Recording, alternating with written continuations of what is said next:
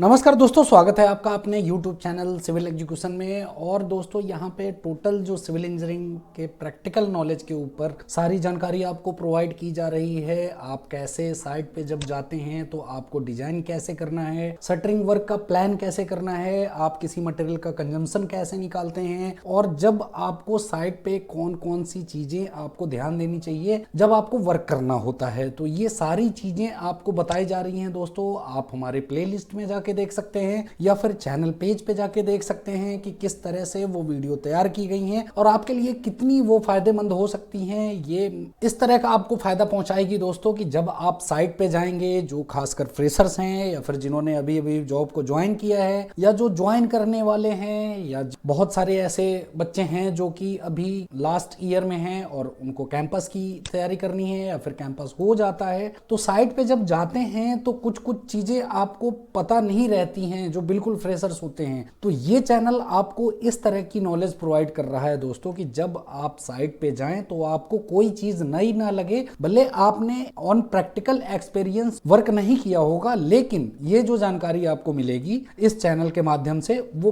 पूरी तरह से ऑन साइट पे वैलिड होगी और आप कहीं भी इसको यूज करके आपको जानकारी मिल सकती है कि कहाँ क्या फॉल्ट होती है, कहाँ क्या गलती होती है। इस तरह से आपको ये जानकारी प्रोवाइड की जा रही है दोस्तों। और जरूर वीडियो पसंद आए तो जरूर लाइक करें, सब्सक्राइब करें, शेयर करें। और आज का जो वीडियो होने वाला है ये बहुत ही ज्यादा इंपॉर्टेंट होने वाला है। जैसे कि आप देख सकते हैं यहाँ पे कुछ डायग्राम भी बना हुआ है दोस्तों। डायग्राम में आप देख रहे हैं ये आपके लिए प्रिपेयर किया गया है कि बीम है, यहाँ पे बीम की डेप्थ है, स्लैब की थिकनेस दे रखी है, वुडन बैटन और शटरिंग प्लाई है। ये आखिर किस तरह का है दोस्तों, सबसे पहले इसको थोड़ा सा ब्रीफली एक बार समझ लेते हैं। अब देखिए, जब आपको ड्राइंग मिलती है किसी भी स्लैब की, तो जैसे देख सकते हैं slab, shuttering, wooden ply, blue colour का ये स्लैब की आप शटरिंग कंसीडर कर सकते हैं। और डिजाइन किस लिए जरूरी है दोस्तों कि जब आप कहीं भी साइट पे जाते हैं तो आप जब तक डिजाइन नहीं करेंगे आप ये कंफर्म नहीं हो पाएंगे कि आपकी शटरिंग वाकई उस लोड के लिए सेफ है या फिर नहीं है। क्योंकि बहुत सारे ऐसे वीडियो भी आपको यूट्यूब पे मिल जाएंगे दोस्तों कि जो कि शटरिंग कोलैप्स हो गई है या फिर शटरिंग कहीं से बल्ज हो गई है,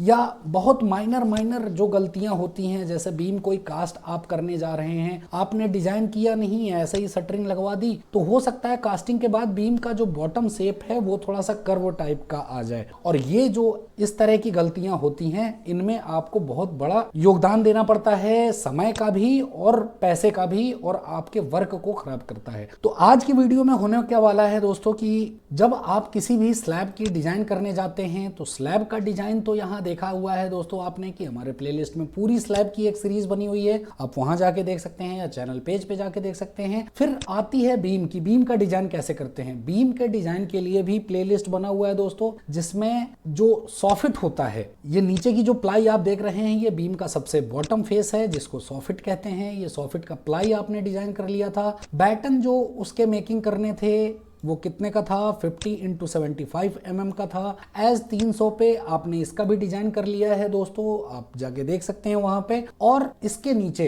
वुडन बैटन प्रोवाइड किया गया एज अ सेकेंडरी रनर, जिसको 75 × 100 mm की साइज का यूज किया गया और 600 की सेंटर बाई सेंटर पे उसको प्रोवाइड किया है, और ये आपने डिजाइन ऑलरेडी कर रखा है। अब यहाँ देखते हैं ये चैनल सेक्शन, जब सेकेंडरी रनर के नीचे आपको प्राइमरी रनर देना होता है, और यहाँ ऑप्शन 1 के लिए हम लोग यूज कर रहे थे दोस्तों कि ISMC 75 यूज कर रहे हैं। सेकंड ऑप्शन मैं आपको बॉक्स के लिए भी बताऊंगा कि जब 3 mm की MS सीट की बॉक्स आप यूज करते हैं तो किस तरह से आपको डिजाइन फॉलो करनी है, क्योंकि हर एक जगह साइट पे सिचुएशंस अलग होती हैं दोस्तों, और मटेरियल भी अलग प्रोवाइड होते हैं। कभी आपको चैनल दे दिया जाता है तो कभी बॉक्स होते हैं। मैं आपको दोनों डिजाइन बता दूंगा, आप अपने हिसाब से बीम की डेप्थ के हिसाब से भी आप चेंज कर सकते हैं। यहाँ बीम की डेप्थ 400 विड्थ और 450 mm डेप्थ की कंसीडर की जा रही। अब जो नए हैं उनके लिए मैं बताना चाहूंगा कि आपने वुड के लिए क्या कंसीडर किया था। यहाँ सारी वैल्यू लिखी हुई है कि बेंडिंग स्ट्रेस कितना होता है, शियर स्ट्रेस कितना होता है प्लाई में और टिम्बर में, लेकिन यहाँ पे आप स्टील यूज कर रहे हैं दोस्तों, इसलिए प्लाई का सेक्शन आप बिल्कुल, और जो वुडन का सेक्शन है स्किप कर सकते हैं। इसको स्किप करने के बाद आपकी जो यील्ड स्ट्रेस ऑफ स्टील है 2500 kg पर सेंटीमीटर स्क्वायर है। ये कहां से है दोस्तों, IS 800 1984 के हिसाब से जितनी भी भी बेंडिंग स्ट्रेस है और टेंशन है वो सारी चीजें ली जा रही हैं। जैसे देख सकते हैं कि बेंडिंग स्ट्रेस जो होती है 0.66 FY होती है, जो कि 1650 kg पर सेंटीमीटर स्क्वायर आती है। एलोएबल स्ट्रेस एंड टेंशन जो होती है 0.6 FY होती है, वो 1500 kg पर सेंटीमीटर स्क्वायर आएगी। और जो शियर स्ट्रेस होता है दोस्तों वो 1125 kg पर सेंटीमीटर स्क्वायर आता है IS कोड 8001984 के हिसाब से। जैसे यहाँ देख सकते हैं IS 800-1984 का ये कोड है दोस्तों, और यहाँ पे आप देख सकते हैं कि मैक्सिमम शियर स्ट्रेस जो होती है स्टील की वो कितनी होती है, 0.45 FY होती है। तो ये रेफरेंसेस हैं डिजाइन के लिए। अब वापस आते हैं कैलकुलेशन पे, जो कि एक्सेल शीट तैयार की गई है। यहाँ जैसे देख सकते हैं कि शियर स्ट्रेस इन स्टील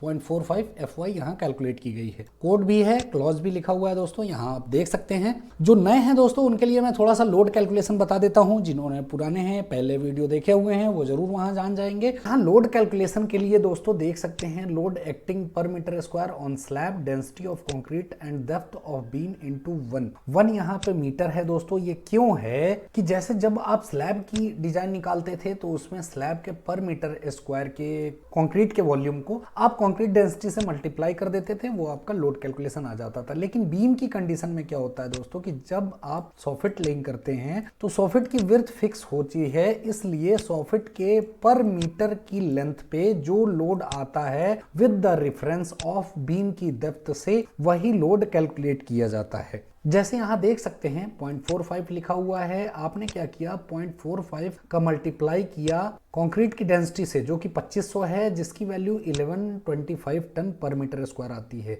जो कि आपके बीम के सॉफिट के लिए था। अब उसमें 0.3 टन पर मीटर स्क्वायर आप लाइव लोड कंसीडर करते हैं, फिर सेफ्टी फैक्टर लगाते हैं 1.2, जैसा कि लास्ट वीडियो से ही मैं लोड कैलकुलेशन आपको बता रहा हूं दोस्तों, 1.71 टन पर मीटर स्क्वायर आता है। अब चैनल पे कितना लोड आएगा ये आपको ध्यान देने की बात है। जब टोटल लोड 1.71 टन पर मीटर आता है तब आप क्या करेंगे, चैनल पे जितने भी बीम की लेंथ होगी उसके पर मीटर का वेट कितना आ रहा है वो आपको कैलकुलेट करना होगा, जो कि आप उसके क्रॉस सेक्शन से इस लोड को यदि मल्टीप्लाई कर दें, जैसे 0.4 आपका क्रॉस सेक्शन दे रखा था, 0.4 से आपने यदि मल्टीप्लाई किया तो यहां देख सकते हैं ये बीम थी, बीम के नीचे आपने सॉफिट तैयार किया, सॉफिट के बाद साइड बैटन जो लगाने रहते हैं वो आपने लगाया है, फिर सेकेंडरी रनर को प्रोवाइड किया है, सेकेंडरी रनर के नीचे प्राइमरी रनर दे रखा है। तो बीम का जो क्रॉस सेक्शनली पर मीटर पे वेट है उस वेट को ही प्राइमरी रनर बियर करेगा, और यहाँ पे 2 प्राइमरी रनर है, मींस 2 चैनल हैं, इसलिए ये जो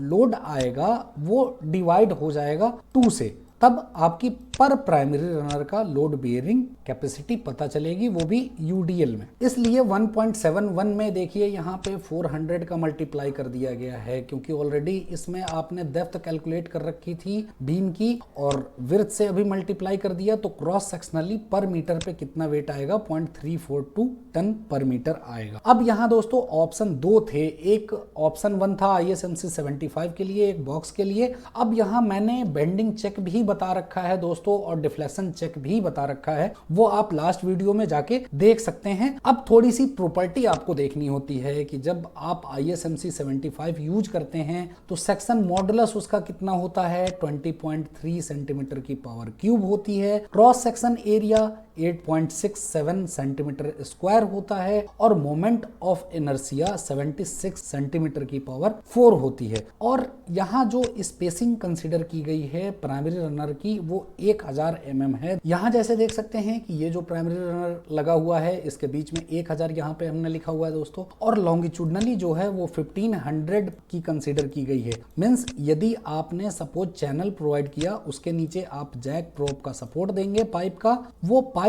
के लॉन्गिट्यूडनली मींस जो बीम की लेंथ है उस डायरेक्शन में आपको 1500 mm पे कंसीडर किया गया है। और ये क्यों कंसीडर किया गया है दोस्तों, ऑलरेडी इस पे बेंडिंग चेक भी हो चुका है, डिफ्लेक्शन चेक भी हो चुका है। यदि आप इससे ज्यादा वैल्यू एक्सीड करते हैं तो आपकी किसी न किसी चेक में डिजाइन फेल हो जाएगी, इसलिए ये 1500 mm कंसीडर किया गया। अब बेंडिंग और डिफ्लेक्शन चेक आपने देख लिया था दोस्तों, लास्ट के दोनों वीडियो जो बने हुए हैं, और ये पूरा बीम का जो पार्ट बना है दोस्तों, पार्ट 1 से लेके अभी टिल नाउ चल रहा है, ये 6 अभी बनते जाएंगे पार्ट वाइज। आप जरूर इन सबको देखेंगे तो साइट पे आपको कोई प्रॉब्लम नहीं होगी। किसी भी बीम की डेप्थ का आप डिजाइन कैलकुलेशन इजीली कर सकते हैं, क्योंकि कहीं कहीं जब आपने देखा होगा कि केवल बीम कास्ट करनी रहती है, उसके साथ स्लैब नहीं होता है। बहुत सारे आर्किटेक्चरल व्यू ऐसे होते हैं कि जिनमें केवल बीम को दे दिया जाता है, वहां पे कोई स्लैब नहीं होती। जैसे कहीं कोई बरामदा हो गया, उस पर कुछ अलग स्ट्रक्चर लगाना हो तो उस कंडीशन में आपको बीम की डिजाइन जरूरी हो जाती है दोस्तों। अब 3 चेक कौन से करने पड़ते हैं? एक बेंडिंग चेक होता है दोस्तों, डिफ्लेक्शन चेक होता है, शियर चेक होता है।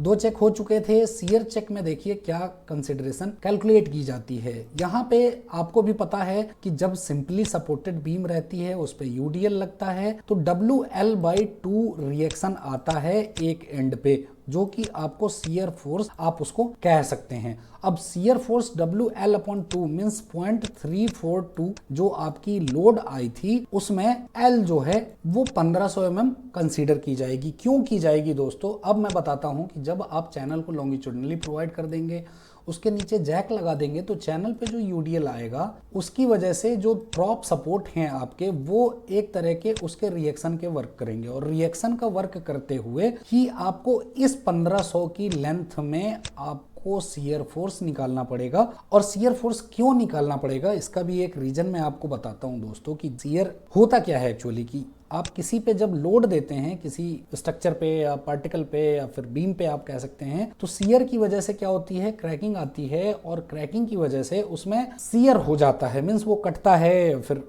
फटीग हो जाता है। तो इसका भी आपको डिजाइन करना पड़ता है कि ऐसा तो नहीं कि बेंडिंग में पास हो गया हो और डिफ्लेक्शन में पास हो गया हो, लेकिन शियर में शायद फेल हो रही हो। तो इसकी चेकिंग के लिए लोड कैलकुलेशन आपने देख लिया, WL/2 है मींस 0.342 इंटू 1500 जो लेंथ लिखी हुई है दोस्तों, ये ऑटोमेटेड एक्सेल कैलकुलेटेड है, इसलिए 256.5 kg आता है एक चैनल पे एक रिएक्शन पे। अब यहां से आप शियर स्ट्रेस जो आएगा वो आप निकालते हैं। कैसे निकालते हैं? यहाँ फॉर्मूला लिखा हुआ है दोस्तों, SF/A means shear force divided by area. Area आपका कितना था? 20.3 सेंटीमीटर स्क्वायर था। ये अभी मैंने आपको डिस्क्रिप्शन में बताया कि ISMC की प्रॉपर्टीज क्या क्या थी।